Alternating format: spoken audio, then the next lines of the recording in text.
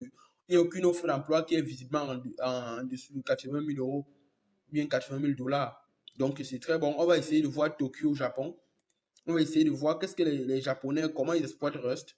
Donc, essayons de lire. On va dire, LabBAF est une jeune entreprise qui propose de multiples services dans le domaine de la recherche, technologie et laboratoire. Donc, vous voyez, c'est toujours des domaines de niche. Nous sommes toujours sur des domaines de niche ultra spécifiques.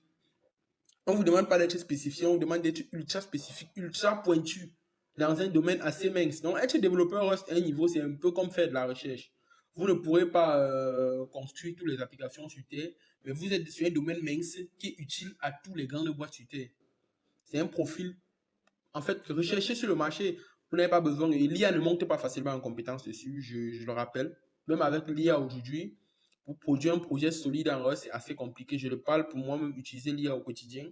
Il y a des bugs que l'IA ne s'en sort pas. On est obligé de rentrer dans le code, profiler, faire tout ce qui va avec pour trouver l'erreur. Ça nous prend environ 4-3 jours.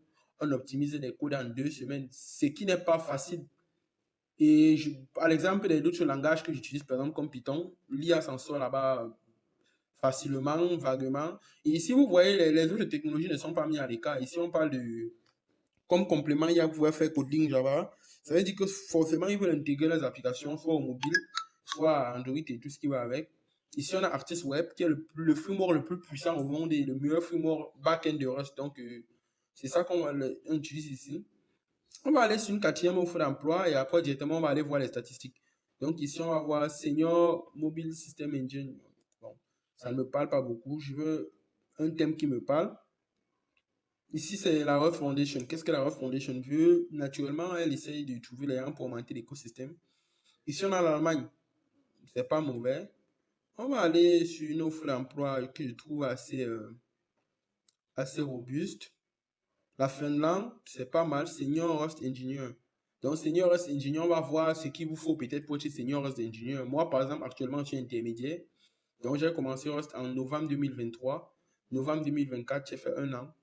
Novembre 2025. Donc, j'ai fait une année complète pour apprendre Rust. La deuxième année, j'ai eu peut-être 2-3 projets en production. Et après, la troisième année, qui est cette année-ci. Donc, en novembre, ça va faire 3 ans. Cette année-ci que je suis en train d'aborder, là, je suis en train de travailler sur beaucoup de projets. Moi, j'ai lancé beaucoup de projets. Donc, ici, qu'est-ce que la Finlande recherche? On dit Ege a été fondée pour développer l'infrastructure nécessaire à l'adoption massive du Web3. Comme je vous disais toujours, la blockchain est omniprésente dans l'écosystème Rust.